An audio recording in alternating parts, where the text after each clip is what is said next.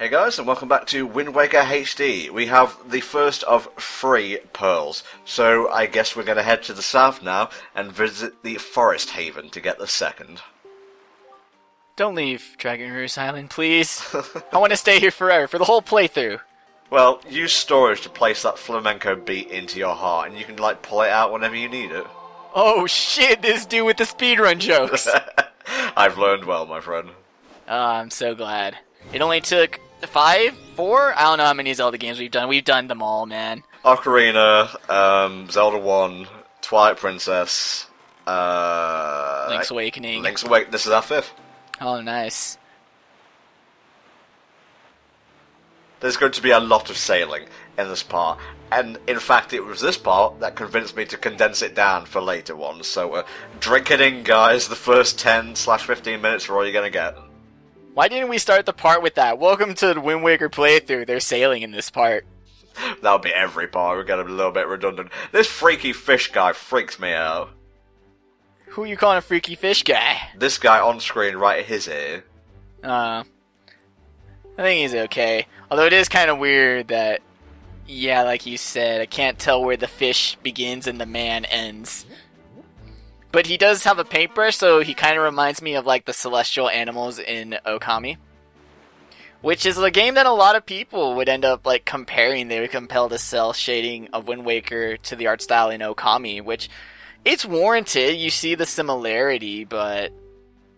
And then it extends to gameplay, because Okami is pretty much a Zelda game. And, you know, at the time, cel shading was, like, a big thing. There was also that FPS called 13, I believe. Oh, yeah. Wind Waker was the one that started it off, though, because, I mean, the new console generation came out, and everyone's like, oh man, now we can have our graphics look even more realistic. But then when they found that it really doesn't work all that well, then I'm glad everyone discovered that, you know, if we just go for a unique aesthetic, if we go for a art style rather than photorealistic, things work out a lot better and our game actually ages well.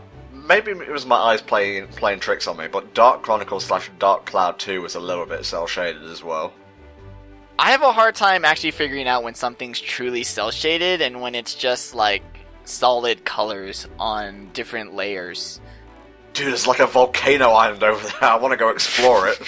Too bad, you need items. Oh, son of a bitch. Well, there's a tower over there. We can definitely raid that. Yeah, it is sort of a shame, though, that when you do these raid towers and you play these games, what you'll mostly just be getting is items you can get off enemies or money. I think it'd be a bit more interesting if you could have certain items that were more of like an enemy drop, and more that were raid rewards. I'm not sure if you get something for taking down them all, but there's actually a specific sea chart which will show you where all the enemy towers are in, like, the Great Sea. I'm not sure if I'll be picking up this run, since mostly I'll be, like, cutting between long journeys. There's a chart for everything. There's a chart for every single station in this game. Some are not even fucking necessary.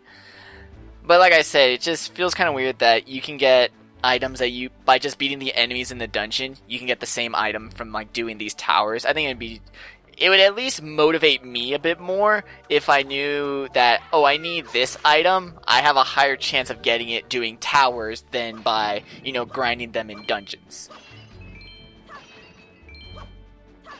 Let's look at these piddly 1 rupee rupees. I need more than that. I'm a big boy now. Here's a 10. Shut up and deal with it. Oh, goody. Wow, the weather changed in like the blink of an eye. I know, I love it. Really hope there's not a massive warping tornado around here. Let's make like a tree and get out of here. God, I love the storm clouds with the sunset. Although it does kind of give me Twilight Princess vibes. Especially in like this version of the game, because we mentioned Bloom in the first part. Nowhere is it more prevalent than the Great Sea, I'm afraid. Yeah. It was almost like they were trying to like fancy up already good graphics. Like that was the whole point of Wind Waker, was that it didn't need all these fancy shaders. Just the cel shading itself worked just fine. And then it's like, oh no, we need to add more. It's like, no, modesty, guys. Less is more. I kind of don't want to take away your disillusionment from us like cutting through the waves and, you know, just like hightailing it on the high seas and all that. But you'll notice those water effects at the front, they're just stuck onto the ship. Yeah, and sometimes they'll actually cut into the ship. It's like what I said, that a lot of the geometry doesn't work too well, or it works exactly like it did back on the GameCube, even if it was bad back then. You never see these guys' faces. It's a little bit freaky. I think that's cool. They need to bring these back. He's got like these disciples. Yeah, I have to talk to these guys, but we're out on the Great Sea, we're fellow treasure hunters, we may as well make friends. You don't have to do a lot of things in Zelda, but you should. I know. Because it's part of the experience. It makes it lovely.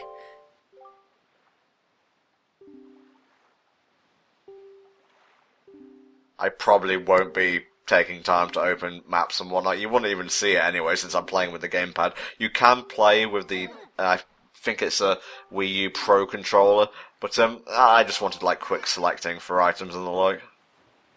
Yeah, that was the big draw of the HD. I know when it was first announced and they were showing some of the changed up features, a lot of people were super excited that you could switch items without pausing. Which that just shows you how intrusive that can be when that's the first thing people get hyped over when the game was being remade. It works so well for Ocarina 3D though, and my god, it just made that game much more pleasant to play for, or at least more accessible. What a tempo.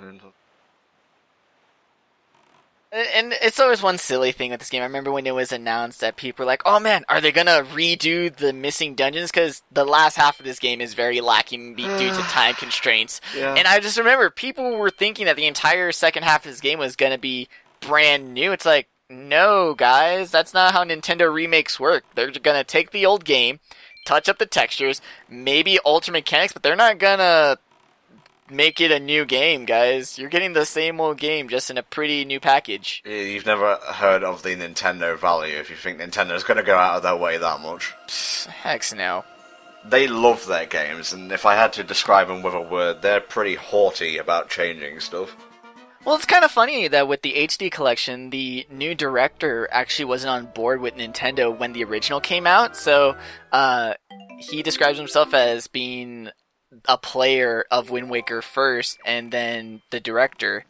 And he said that the first things he was doing was going to the old development team and telling them, when I first played the game, I didn't like this, but why did you do it? Which I think are really good questions to ask for development. It's never just, this was bad. Like, yeah, you can critique it and you should point out your negatives, but at the same time, when talking with the devs, the follow-up question should be, why? Why did you do this? It's like if I said in the previous part that the Wind Waker dungeons are probably some of my least favourite of, all the 3D Zeldas, and didn't qualify that statement.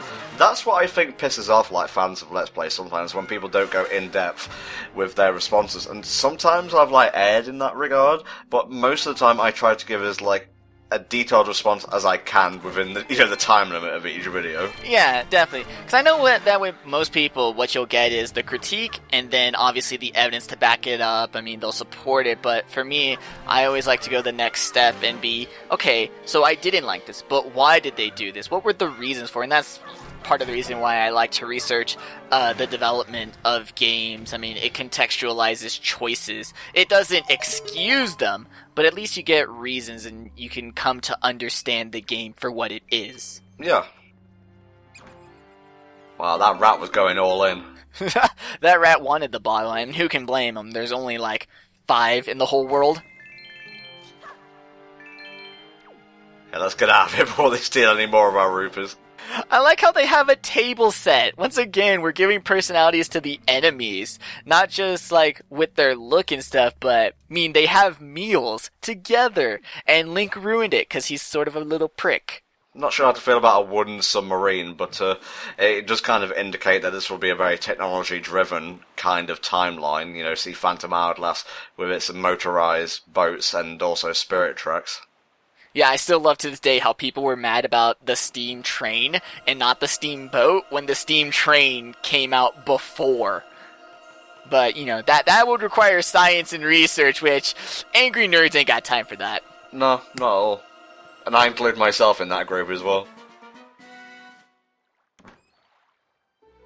I think, didn't they also adjust, like, the length of time it took to get some of these chests? Because I know a lot of people complain that for some of these, they're just way too far deep underwater, which you think it's the fucking ocean, bro. Well, it was the GameCube loading stuff, but yeah, it actually threw me off how quick the chest comes up from the deep. No music during night on the Great Sea is, again, very calming.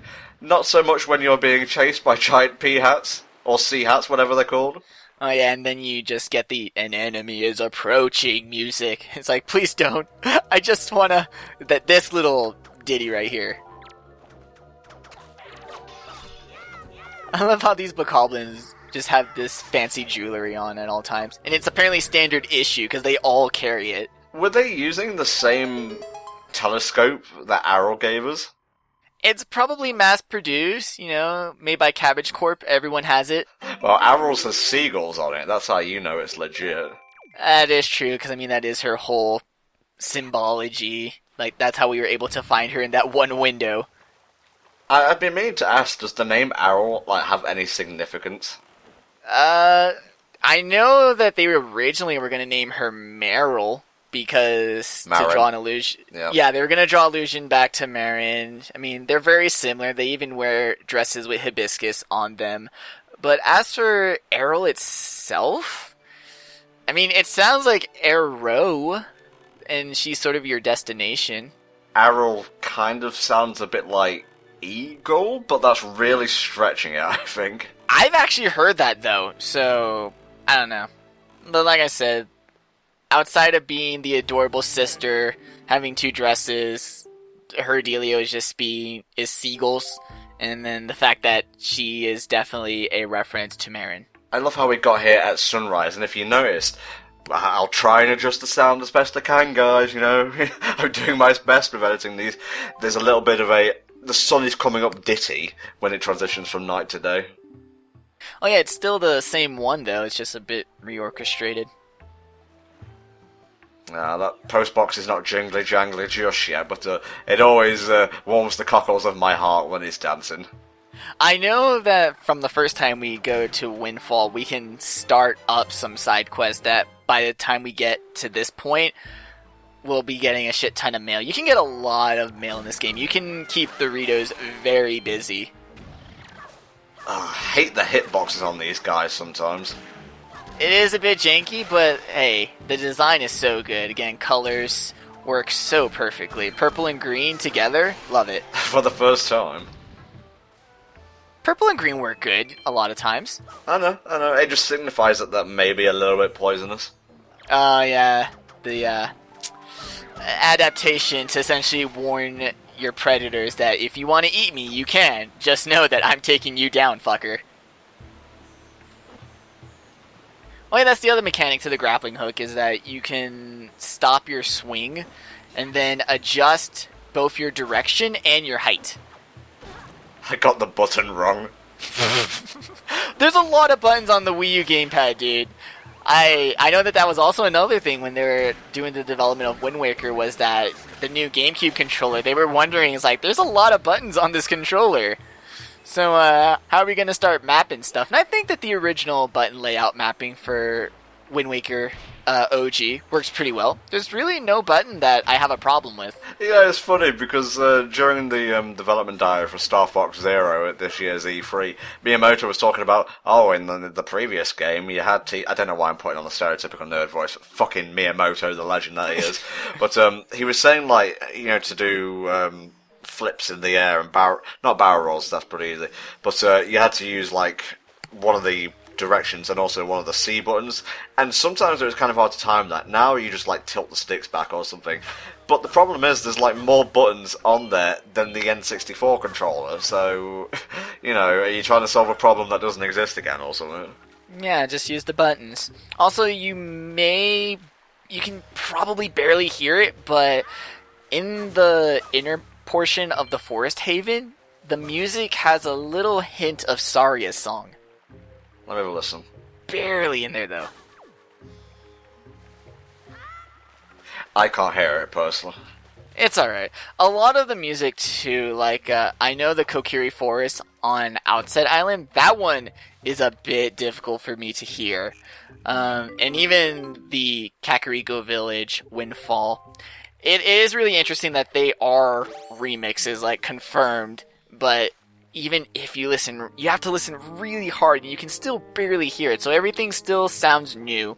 Nothing is, like, hardcore hammered into you as a reference. Oh no, the Deku Tree's got pimples, and they're choo-choos! Ew. You wanna know what my grandma would do with that? She would squirt lemon juice on his face. Ugh. Yeah, that's just that old people remedy for shit. Okay, now, he's going to start talking to us in a second, and he's going to be speaking in Ancient Hylian. Last time, what Valu said was translated by Medley. He said, "Oh hero, thank you, oh hero, use the wind god's wind." Here we haven't got a translator, so I'm going to be translating for you. Just, no duangs, please. Ah, what a beautiful Deku Tree. Here we go. That garb you wear, could you be the legendary hero? Has the king at long last found the hero of time? The fuck you saying? What is the matter? Do you not understand the ancient Hylian tongue? So, you are not the hero of time.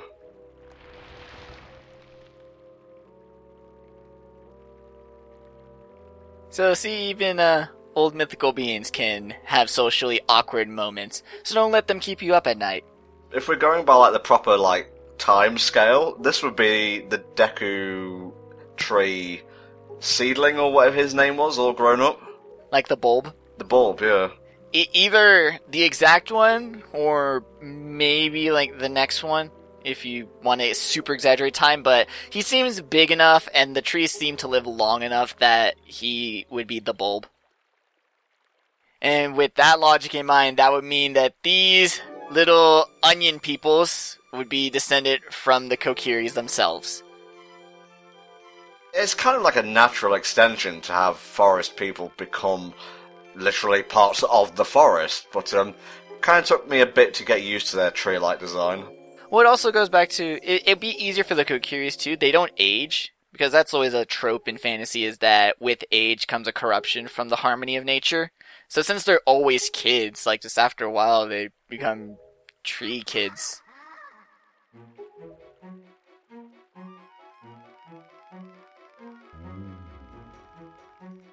So when did the tree learn the recent tongue? Valu lives with the Rito close by, and they actually visit him, and he didn't learn the new tongue.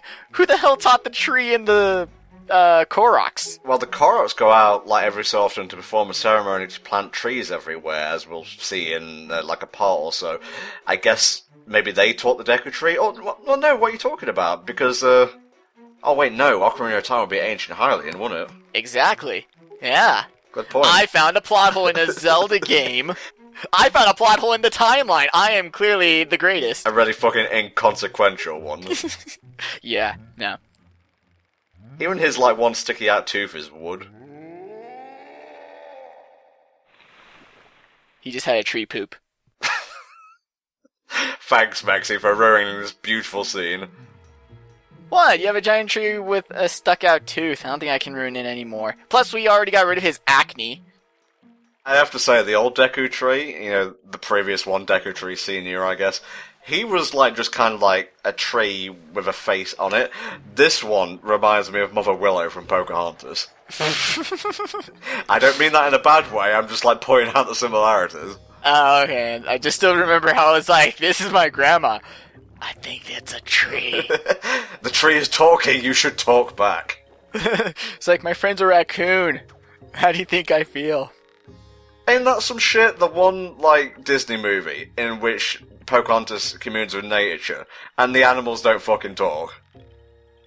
Yeah. But everyone's got a sidekick. If we ever do another Disney one, I'll have to rehash that a little bit, though. Pocahontas movie. Jesus. So, Maxie, Deku Leaf. When you wanna go get it, I would definitely recommend having the next bulb you're aiming for slightly to the left. I don't know why, but if you like have its stem directly in front of you, I tend to miss. So have it slightly to the left, shoot up, and then get the leaf. That once again is sort of carrying over this theme in Wind Waker with the items having multi-use. You can use this leaf to hover, or slow descent, rather. You can use it for a gust of wind.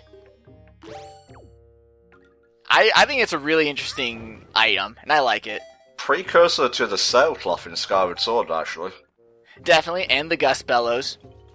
So what was one item in Wind Waker became 2 items in Skyward Sword. That's the way Nintendo works. They recycle ideas and put a new spin on them.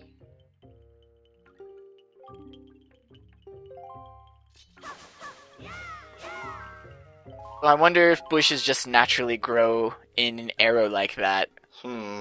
Well, I guess the Korks have to do something in between, like, festivals.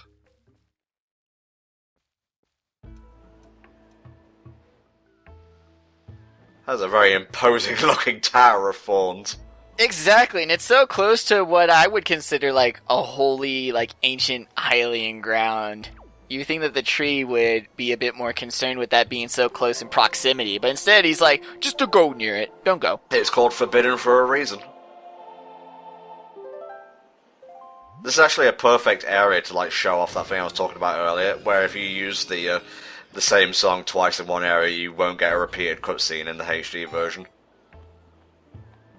I also like how, in sort of like a painting style, the wind is represented by those lines. I know we saw them when we were sailing, but it definitely helps, you know, in case maybe you forgot what direction you just set the wind. It happens!